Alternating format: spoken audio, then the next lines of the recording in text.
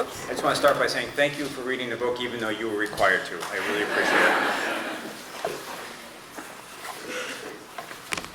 I'm just warning you, I've taken my Verbaluse, so God knows what will happen.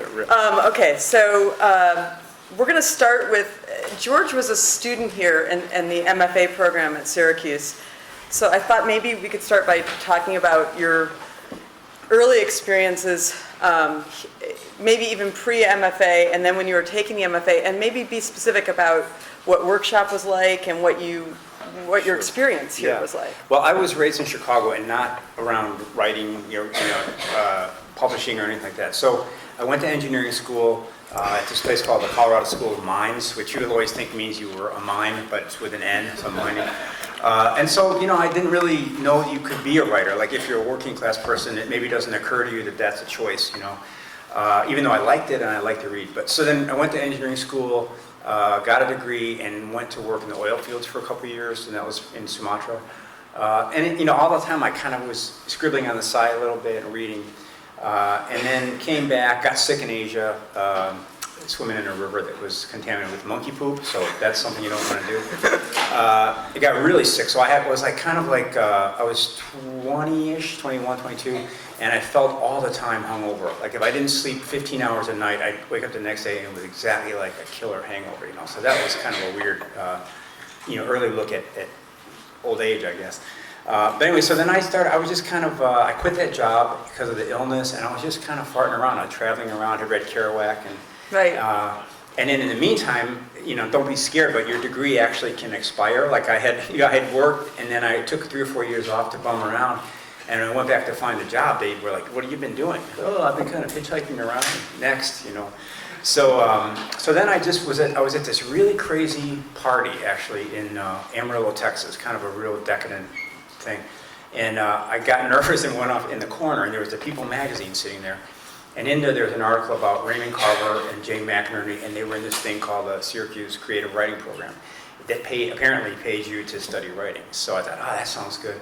So I applied and got in, and like a month later or whenever, Tobias Wolff called my house, this famous writer, Tobias Wolff.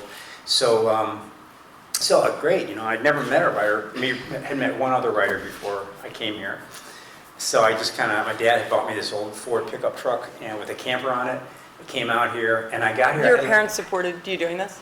Oh yeah, they were all totally. Well, at that point, there were so many worse things I was about to do. I remember at one point my dad came in, and he knew I had a degree, and he's like, because I was playing in a band, working at an apartment complex as a groundsman, working at a convenience store. I'm like 26 or something, and my dad goes, and this is a guy who never gives advice, real sweetheart. He said, did you ever think of the military? And I'm like, Dad, I'm here, So I kind of, anyway, so I'll come out here, and I only had, I somehow had like spaced out on the idea of a security deposit. So I showed up here with $180 in my pocket. Couldn't get an apartment, so I lived in that truck on M Street for 2 weeks before we started class. But anyway, so then the whole thing was I'd never been around other writers at all. And suddenly there's, 18 great fiction writers and our teachers, and the magical thing was I came here thinking kind of like, well, I think I'd like to be a writer. I'm not, I don't know. And after the first week, I was like, everyone's treating me like a writer, so I must be one. And then the question is, which one? Mm-hmm. And everybody was, I don't know how it was when you went to school, but everyone was working so hard and reading so much more deeply than I was. It was just like a real kind of an ass kicking, to say, you were pretending to be a writer before, but now it's really the serious deal. So you had the sense that you had a lot of reading to do? Oh, yeah, I was really badly read. I mean, I had an engineering degree, and I think I took 2 humanities courses, one of which was called The Ascent of Man, and you just sat in a room like this and watched the video, The Neolithic period was rich in rocks, everybody's asleep, So I didn't know anything really, and I had like an aversion to contemporary writing. I would read Hemingway sometimes, or anybody who was dead I felt was fair game because he couldn't, I didn't have to worry about him. But I was sort of a little bit afraid of sophistication. I was afraid of anything from Europe. I wasn't interested. So I was very poorly read when I came here, and I still am actually. And I'm still trying to play catch up. No, really, I'm trying to play catch up. But I remember you saying that when you were here, despite what your application that got you in, that you were trying to kind of write, to be a different writer from who you actually turned out to very be. much. So what was the process where you found your way into being the writer you are now from that MFA moment when you were still trying to do this other thing? Yeah, when I was here, I always joked that I had this medical condition called a Hemingway boner, which is where a young person reads Hemingway and loves him so much that you're like, every other writer is inferior. And for a while you start to sort of think and write like him. Was it the content of Hemingway that inspired you, or the style, or what exactly was it? I think it was the style, but also it was the lifestyle. I remember Okay. maybe one of my first memories as a kid is seeing footage about his death. And like adventurer Ernest Hemingway, who used to hang around with movie stars and wrote, so something about that was appealing. I thought he was having a really amazing life, And then when I read, I also, it's kind of like if you, I remember when I was in high school, there was a teacher I really loved and respected. And I was feeling, like the beginnings of intellectual curiosity, but I was really lost. So I went to this teacher kind of sweetly and kind of obnoxiously and said, who would you say is the most intelligent person who ever lived? And this guy he just said, Immanuel Kant, like that. I said, all right. So I marched over to our little Southside Chicago library, got out Immanuel Kant. I'll start here. And it was like reading a freaking, like in Chinese. I just like, that's a hard page. That's the real section. And pretty soon I went through the whole book.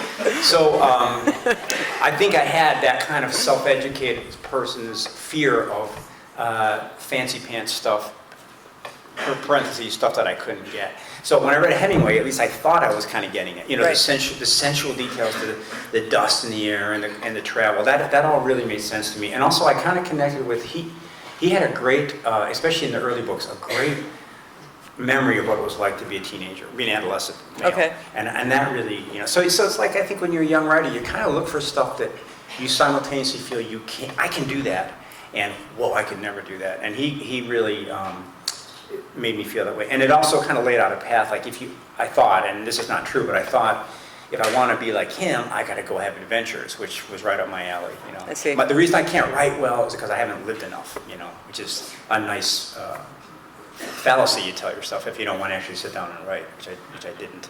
But basically what happened was, the whole time I was here, I really was kind of stinking up the joint. I was writing a lot of bad Hemingway, Nick walked into the Walmart, it was pleasant, that kind of thing.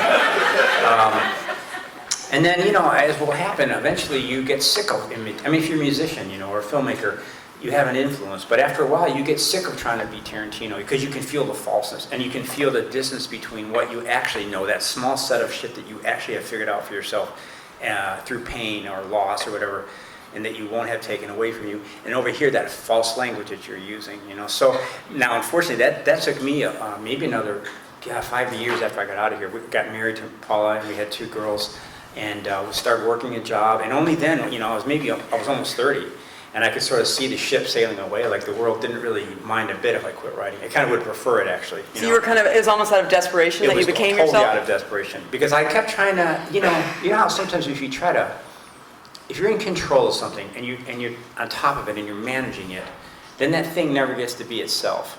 So my thought was, well, as a writer, my job is to know what I want you to feel on which page, and you shut up, I'm going to make you feel it, And I would pull up my big dump truck full of my manure, and dump it on you, and then you would be happy and give me $23, But then in that moment of desperation, I realized I was over-controlling everything. And actually, specifically, the thing that I wasn't ever doing was being funny a bit. I was never funny. Really? It was all very tragic. Oh my God, very serious. Lots of stories about young men in Asia who were mortified. Something happened. Oh, human beings, very bad. Just like that. Right. But in person, even in my worst, I'm always joking. I had one time my first girlfriend in high school, very little sweet romance, and she said, and this is how she talks. She said, I'm gonna have to break up with you. I said, well, why? And she said, well, because you're always joking. Every time we do it, you just tell a joke. And I made a joke, just like that. Right. And she just kind of threw up her hand. So in life, like whenever I was under stress or nervous or, trying to get something, I would always try to be funny. But for some reason in writing, and I think this is class stuff, I wouldn't let it in. I thought, well, a writer's not funny, a writer's serious, and a writer is almost impossible to understand if he's good, like Kant, Kant. Right. So, so that was it. And then in that moment of crisis, I just was in a conference call. I was working at an engineering company, and I was like the scribe of the conference call, not needed. And I just was so bored, and our kids were little. I started writing these Dr. Seuss things, like da da da da da da da da da da da da da da da da da da, and I draw a picture, turn a page, just really not even aware of what I was doing. And they were kind of dirty and kind of funny, and the pictures were nuts, And I took that home that night and just threw it on the table, and Paula, my wife, I could hear her laughing, And it was the first time in about 7 years that she'd had a real authentic reaction to my work that wasn't like, you could always go to law school. So that was huge, suddenly we've all had that feeling where there's a part of yourself that's authentic, and that just came, in a moment of desperation, I was able to produce that finally, and I felt so happy. Suddenly I would be working, I was writing a book at work, and I could just know what was good. I knew which way to go, I knew when it wasn't working, whereas before I'd always been kind of lost and would turn to theoretical things. What would Hemingway do? Or, I must be in the second of the 3 acts, something like that. But now I just really felt at home and comfortable. Well, let's segue then to some of the process questions I wanted to ask you, and maybe we'll start with humor, since you were just talking about that. You have this great ability to, and we'll talk about satire too. You have a great ability to make jokes and to use satire, and yet it doesn't fall into that problem where I sometimes see with some work, especially student work, where it feels like you're being mean-spirited or you're making fun of the character. Somehow you can be playful about the self-delusions that the characters have, the language that they don't quite see through, the euphemisms they use, and yet we're always on their side somehow, even if they're kind of terrible people or failed people. How do you manage that? Have you thought? Well, I think, the kind of easy answer is revision, because often in my stories, the first drafts will be too mean. Okay. They'll be too mean. Or sometimes they'll be too nice. They'll be too, I'm trying to channel Chekhov, and there won't be any bite to it. The thing is, as a writer, you kind of got to do whatever you do that throws off sparks. You might want to be this kind of writer, but if when you do it, you suck, then you're going to have to change your plan. And so for me, I like the idea of being a gentle, soft, kind of loving Chekhovian writer, but when I do that, it's just kind of, the pages just fly by, but not in a good way. But when I put a little bit of cruelty in it, somehow it bites, So what I do is I just start with something, and then, basically the hardest thing I think is to clear your mind of what you did and what you think about your story, and go back the next day and read it fresh, and say, how would this affect me if I hadn't read it before? And often in that stage I'll go, oh God, this guy's kind of mean, And that's actually, then it's not so hard. You just add something nice, Like I had a story called The Barbizon Happiness, there was a guy in our neighborhood back in Rochester who was a barber. I didn't know him, but he was really kind of a perv. Like whenever a woman would walk by, he'd always check her out. Even if she was on a bus, side of a bus, or if she was an old lady, a corpse, he would. And so I watched him at the bus stop for about a year, and I'm going to write a story and really nail that guy, So I did, and I had about 8 or 9 really funny pages of just nailing that tendency in him. And then I noticed that the story just flatlined. It wasn't fun anymore. It was just a guy kicking this guy he'd made up, which is kind of ridiculous. So then I thought, okay, I have to somehow give him a little bit of hope. I gotta, now because I'm not subtle, I just said, okay, let's pretend that he doesn't have any toes on one foot, drop that detail, and suddenly now you kind of go, oh, that pervert has no toes, and so it's really kind of mechanical, I think, you see, and what's interesting is if you do that over the course of a story, it does have kind of a moral, ethical feeling. It feels like you love your characters. And I would argue that you do, and you did it by paying attention to them, Okay. Like if you're doing 97 drafts, and every time you get to the part that says he did so-and-so, you're looking a little at that. That's a form of loving that guy by taking the time to slow down and see if you got it right the first time. It also strikes me as a way of moving toward complication and also being precise, right? About how you're going to, and that also is going to make that person seem more dimensional or more real, because people aren't just one thing. That's right. And you want them to be at the beginning of the story because they're easier to manage. You know, Right. if a guy's a bad guy, it's easy. Just make him bad and hit him with a bus. End of story. Right. But that's not actually what we're doing. You know, what Right. we're doing is we're seeing what is the nature of goodness and badness. You know, like in this book, that Al Rustin guy, bad guy.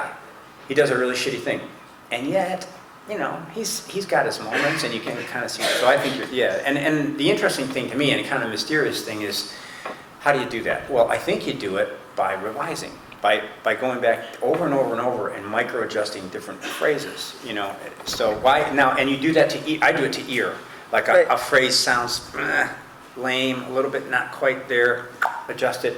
And the mysterious thing is, as you do the adjustment, often more detail comes into the world. And as you're saying, that makes complication and it makes nuance and all that. Which But actually changes the narrative. totally, yes. So do you do this revision before, do you go through toward what you think is the end of the draft and then start revising, or are you just revising as you go along? Almost never the first thing. Usually I'm just trying to, like, it reminds me a little bit of if you were painting a long hallway, but the paint was difficult. So you'd get 3 feet and then you go, I missed a spot. And Right. you'd walk to fix a spot and you'd make some footprints and have to fix those. And then I want to start over, you know. So it's, I mean, if you see it in time lapse, I think it's kind of like a 3-page burst gets cut down to 1, built up to 6, cut down to 4, goes up Right. to 40 because I was drinking some beer, comes down to 1, you know, that kind of thing. Right. But so I kind of feel like I have to have a pretty good idea of what happened behind me, which happens coincident with the language solidifying. Right, like that. right. And then you're also going deeper and deeper in sort of recursions or repetitions that you Yeah. might have, because Right. you're carrying that all forward and not forgetting where you've been. Exactly, yeah. Which is why it has all that nice connection to it. So let's talk about endings, because I think endings are something that a lot of people have difficulty with, both as readers and as writers. What should it, and maybe not just talking about your own work, but stories that you really admire, what do you look for in an ending? Like, what do you think an ending should do? And in your book, you have, you know, different, I know you've said to me sometimes that you've tried different endings when you get stuck sometimes on a story. Yeah. I think that's interesting, because I was thinking about, say, Victory Lap. And in that story, I could imagine the reader might think that the big climax of it is Kyle killing the guy. Right. And that's what you're sort of expecting. That's the big decision, and it happens. And what you maybe wouldn't be expecting is that Kyle would go too far and hit him Right. and kill him, right? And that would be kind of an interesting story if Allison hadn't stopped him. Right. You could go a different way with it, and it would be a darker story. I but it did would be, go that way. Okay, so Yeah. I'm wondering about talk about the endings. I mean, the nice thing about being a story writer is it's not 700 pages. So if a story like that is 26, you can really get to know every micro movement, and certainly the ending you can. So that one, what I remember is when I sold it to the New Yorker, it was, I think it was just, I think he killed the guy, I think, I'm not sure.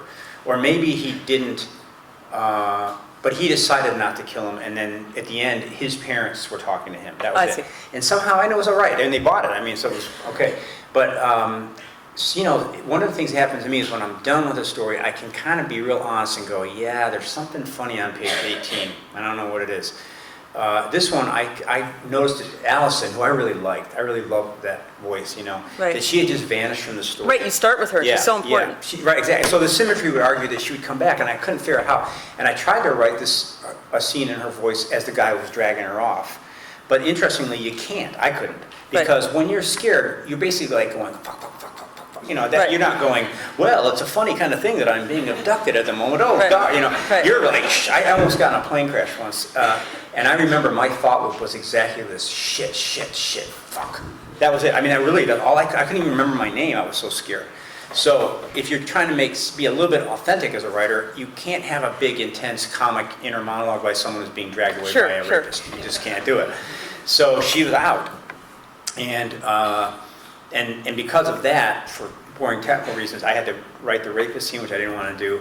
And still at the end, she was gone, and I didn't like it structurally, and I also didn't like it as a father of daughters, because I didn't like that the story is about a chick who gets saved by a dude, you know. Right. That did seem kind of like, Now, if that had to be, so be it. These things happen. But I was really looking for an opening. And so it was the moment when Kyle sort of surprised me with that, and he's going to kill the guy. And I thought, wait a minute, she's still alive. let's go see what she's doing. So I went in the house with her, and she had made the call, and she did that little riff. And then I thought, oh yeah, she could just step out. And one of the principles I believe in is that if an action happens through the interference of another agent, it's more interesting than if it just happens. So in other words, if Kyle decided not to kill her, that's okay, kill the guy. But if she stopped him from killing, that's more interesting somehow. So then why did you decide to go, we find out from her parents, and you almost have it both ways. Yeah, because you in do her have it both fantasy, she doesn't stop him. Right. And then the parents say, no, you did. And it's this beautiful, beautiful ending. So, and there's some weird way that the indirection there kind of saves it from being too sentimental that's exactly, somehow? No, Okay. that's exactly right. And that's a writer's instinct. Because I wrote it out, She went out, yelled, he dropped the rock. You can hear the violence, He dropped the rock. They embraced. They had 6 kids, whatever, and then later that night, it just was shitty. There was just like too obvious. So then at that point you look for a misdirection. Is there some way I can get these facts out there in a way that isn't like a made for TV right on the nose. movie? Yeah. And somehow I don't remember exactly how, but that dream came in. And also I had fragments around where Kyle's parents talked to him. So I thought, oh yeah, let's have a conversation with her parents instead. So that was sort of the subconscious kind of put that fragment out there, and then I repurposed it. But it was something, I can't remember exactly, but in that dream, you're able to jump forward in time, and thus you're able to suspend the reveal that he doesn't kill the guy. Right, Yeah. so you create an extra bit of suspense there too. And you can embed it in a little bit of back and forth. So I think this stuff is real small line-to-line stuff.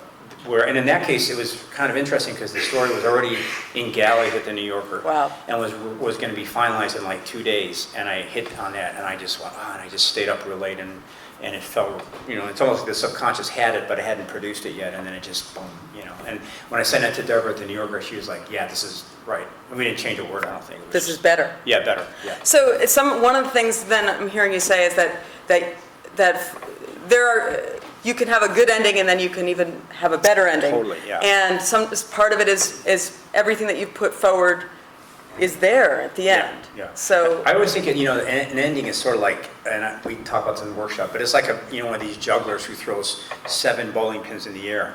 So part of your job as a writer is to get some bowling pins in the air that are interesting and and so that people go, oh yeah, as far as I'm concerned, there's like 7 pins in the air. You feel that, you feel what's at stake. And then the ending is just 1, knowing they're up there, and 2, receiving them, Right. And I did a thing once here at SU where I taught a Kurt Vonnegut story. I can't remember the name of it. Great story. I photocopied it, sent it out to the students, and then I was reading it right before class, and that there was something missing at the ending. I knew the story, had read it before, and that's funny. Well, it turns out that the anthology had made a mistake, and the last page was left off. But the where it ended was kind of almost an ending, So I had a teaching moment, as if I'd done it on purpose. And I said, okay, so since I cleverly left off the last page of the story, you guys write what happens. Oh, that's good. And this was a freshman, and they weren't writers, and every single one of them wrote a really viable ending. Wow. And I think the reason was Vonnegut had written the first 7 pages so well that everybody knew what was at stake. And some of them caught the pins in a different order. Some of them opted to maybe not catch every pin, but the structural solidity of the first part made the ending a no-brainer. So what I tell my students is, if your ending is no good, it's not the ending, it's the middle. Right, fix that part first and then the ending. Yeah, because almost anybody, I think, the other definition of, I said one time that ending is stopping without sucking. Right. So really, I think if the wheels are in motion, you almost can kind of walk away from the story if it's put in motion in the right way. Well, to get from the endings, some of your endings are all you don't have like a George Saunders ending. They're all different from each other. And in some of them, you don't find out specifically what happens, and sometimes you do. In Spiderhead, you find out what happens. In Home, we don't really know. We think, probably we hope, that he doesn't do this terrible thing. Right. And in other stories, you leave a lot out sometimes, right? You leave out, we don't know exactly what atrocity this guy in Home did. Right. We don't know what the guy in Spiderhead did to get exactly. We know he did something that was illegal. Yeah. And we don't know in Exhortation what that company does or produces. So thinking about, I think you sometimes talk about fruitful ambiguity. That's an expression that you use. You talk a little bit about, in fiction, what to leave out and what to put in, and how you make those decisions. Well, I think, especially in a short story, there's I imagine there's sort of 2 machines running at once. One is the kind of human anecdotal machine, like whoa, did that guy kill his family or not? Right. What happens at the end? And that's valid. That's what powers us through the story. But aesthetically, the under machine is the one that actually matters. So for example, in a story like Home, what I would say was important was that if you had to kind of describe it in a pithy way, he went from being lonely, ostracized, and ignored to being suddenly seen. Right. That's the story. Now, he's been seen. Everybody came to his rescue. They might not succeed. I mean, personally, I think they will. I think he's not, the energy changed. But even so, the point is he was invisible and now he's seen. He was ignored and now he's loved. So to me, that's the story. In Victory Lap, you don't really find out what Kyle's parents said that night. Right. And I think part of the art is to say, well, how much can I omit? Like I would imagine if we took a poll, most of us would feel that Kyle's relationship with his parents changed after that incident for the better. But I would argue even if it didn't, he changed. He changed for the better. Right. So therefore, then you're doing this kind of algebra, like, okay, I could add another scene to that where he talks to his parents, but I think it would be so clumsy, Right. So I think the story form is to take out, so that the reader knows exactly what happened, but maybe not be on a certain goalpost, Because it changes it. So, Yeah.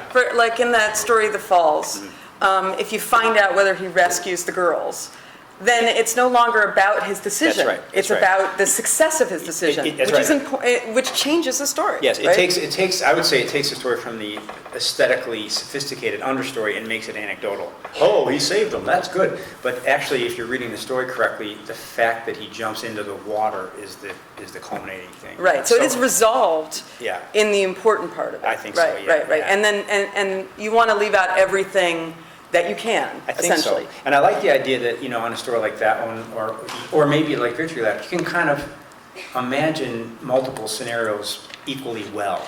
Then that way I feel like I've done my job. If you can imagine a world where Kyle's parents go, "You're in big trouble, mister. You almost killed somebody." Possible, You could also imagine a world where they say, "We really have made some mistakes. We're sorry. We're going to give you more freedom." Possible. So I feel like if the writer's done their job right, both of those realities continue to exist, Right, and that kind of keeps it alive in your head. So like that Dennis Johnson story, Two Men, you don't really know what happens at the very end of the story. Right. And so you almost can never forget about the story. That's right. Like the story's always kind of going. Right, but see, to me, there's a difference, and we talk about this in workshop. If you know exactly what facts transpired, then you can make this fruitful ambiguity. If you don't know, then if the actual... I mean, if the writer doesn't know. Well, yeah, and thereby the reader The would reader, know. okay. Then it's murky. So there's a little bit of a difference to it.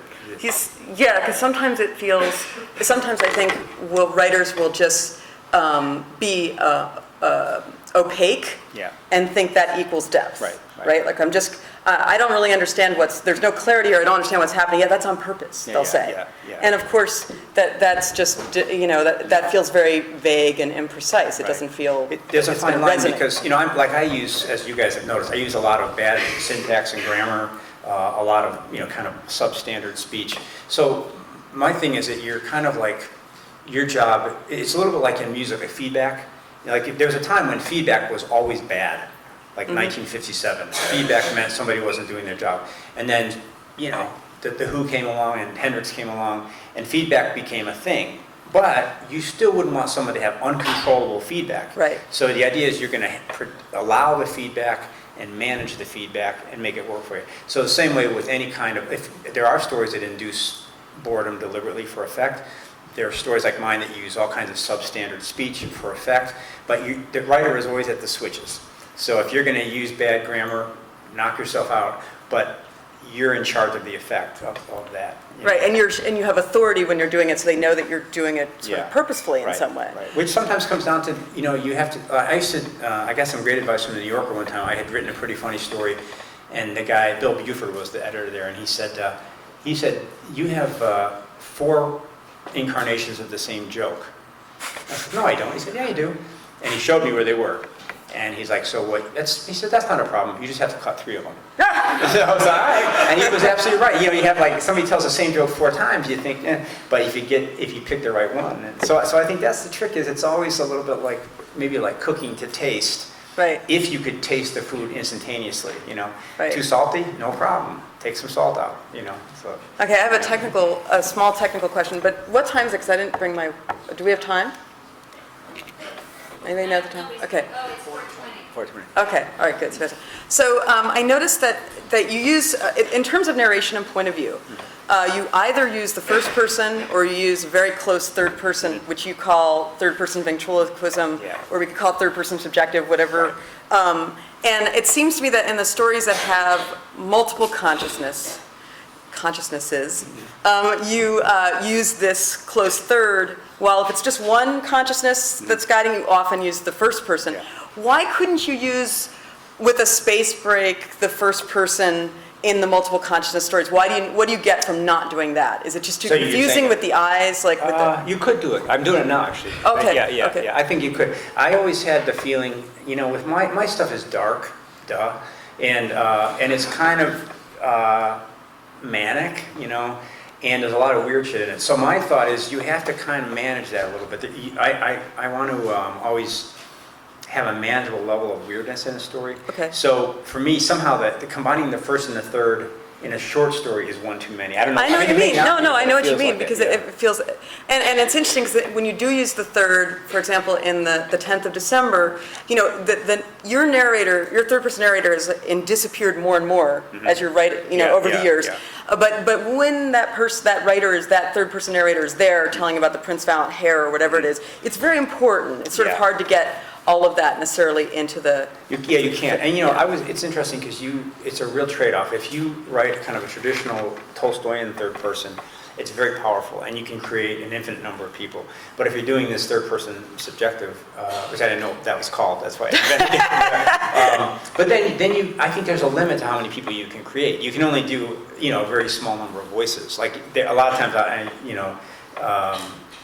characters' voices repeat, Right. And so, it's actually very powerful to do the more traditional third person, but I can't do it. I'm more interested in the voices. So you think there's a limit to how many consciousnesses you can put in one story? You think like 2 or 3 is max? Well, only limited by how many you can create, but even in that victory lap, it was funny because you have 3 in that, right? 3, and the problem was once I got her done, and oh wow, a 15-year-old boy lives next door. Sheesh, I don't think I can do just 2 distinct 15-year-old voices. But you did. Kind of. I did a trick actually, which was his voice isn't much of a voice, but he's got a quirk. He's got his dad talking to him all the time. He's got his dad talking to his head, and he's got the swearing. Right. So I kind of, this thing where since I couldn't do a distinct voice for him, I gave him some attributes instead.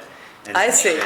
So it's a lot like, to me, it's very much like the magician thing where, you can't actually cut a person in half. So, because of state law, I don't know, but you can make it look like you're doing it, right? And that's your job, is to make it look like it. So my job is to make it look like there are 3 people in that story, although really there's none or maybe 1. Right. But you can do it. There's a story in there called Puppy, right. And I learned something really interesting on that one. Deborah Treisman rejected that the first time I sent it, and she said, you're kind of beating up on this white trash woman, Callie. And I actually wasn't. I was actually just doing a really good, authentic white trash voice. I can do that. It's like my first language. But she correctly observed that it felt unfair. It felt like she was being kicked and kicked and kicked and kicked. Right. So she said, just go through and lighten it up by 30%. And part of me went, I can't. It wouldn't be artistically truthful.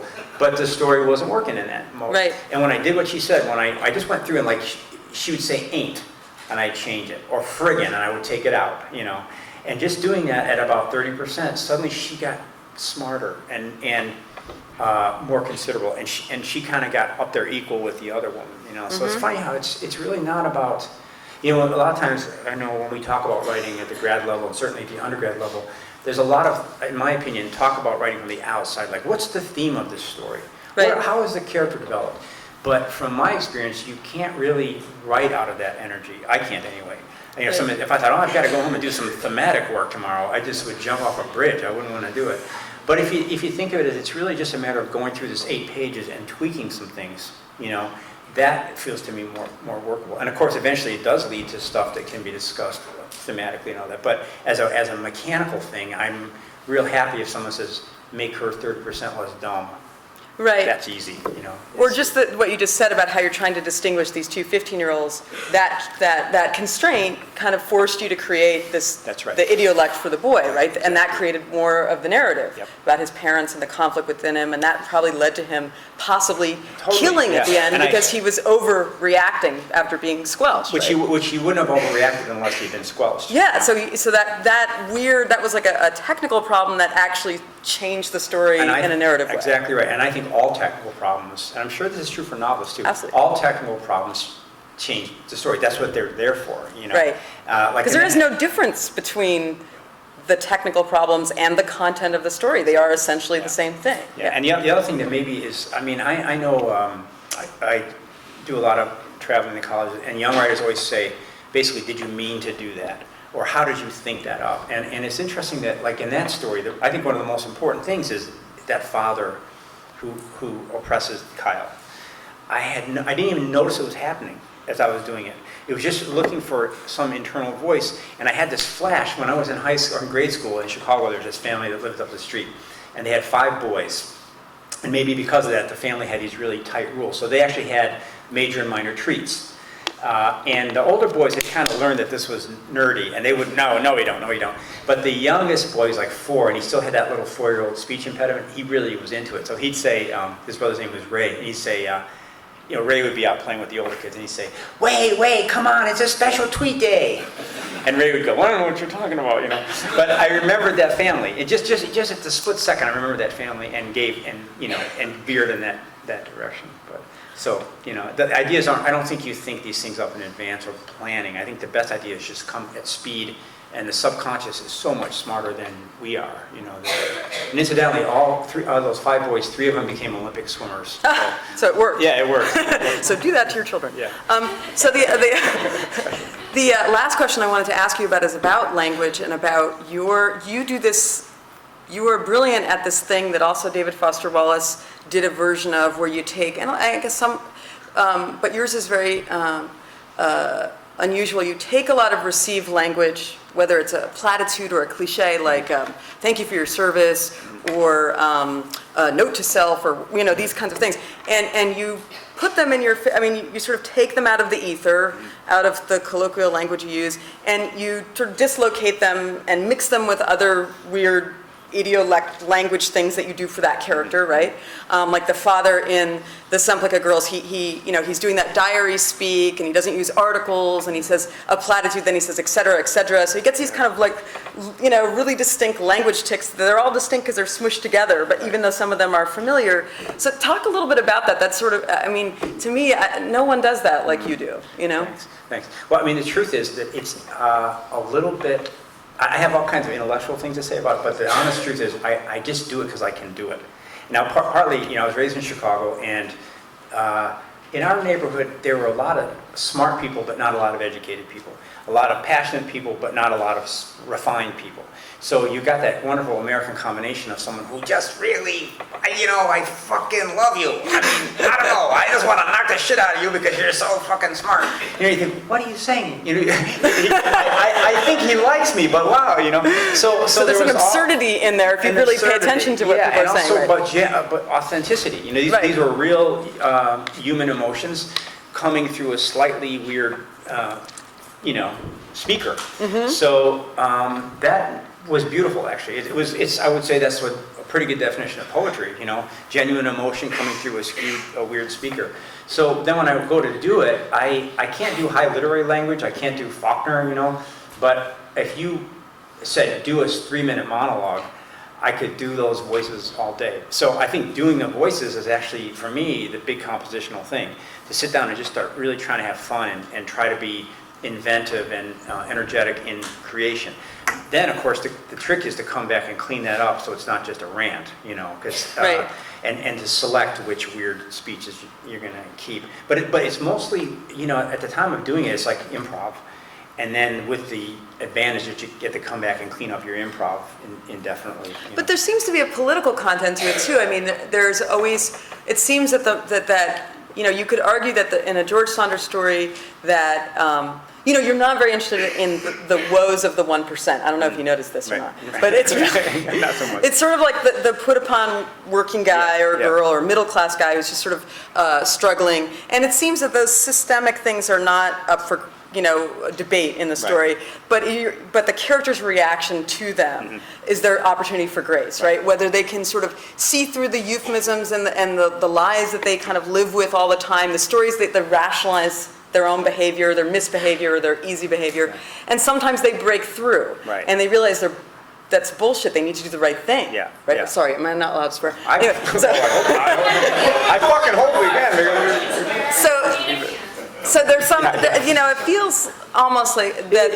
Maybe you're not conscious of it when you're doing it, but there's a critique. No, there sort of like definitely- of how it impedes moral behavior, maybe. It's true, and I think it's a critique that's very authentic because I kind of lived it. When I was in my 20s, I was always broke, and had some really kind of humiliating things happen because I wasn't, didn't have money, and so that stuff gets hardwired into you.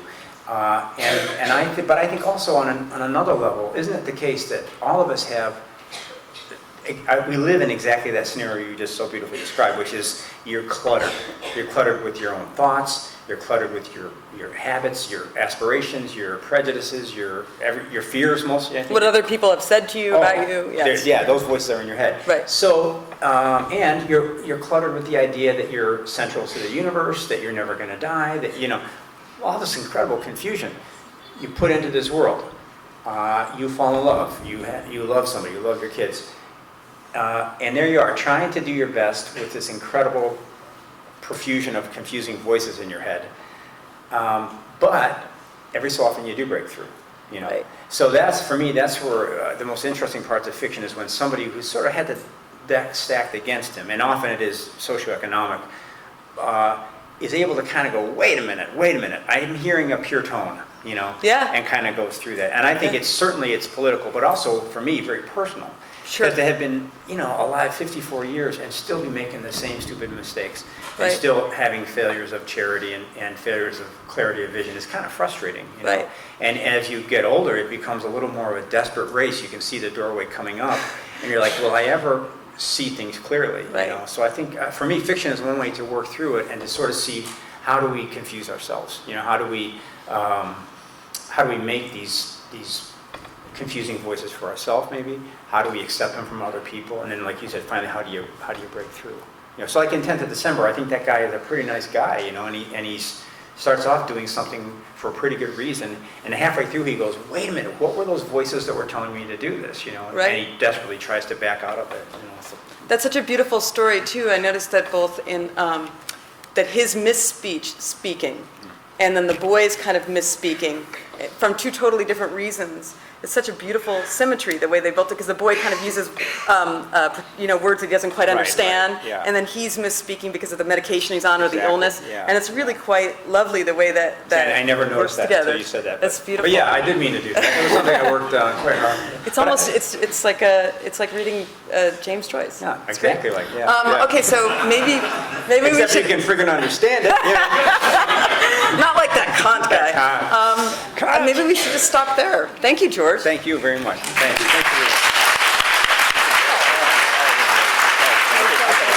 I know, that was really fun. Okay, we're going to have a break, and please be back in your seats at 5:30. Thank you so much. Figure out what to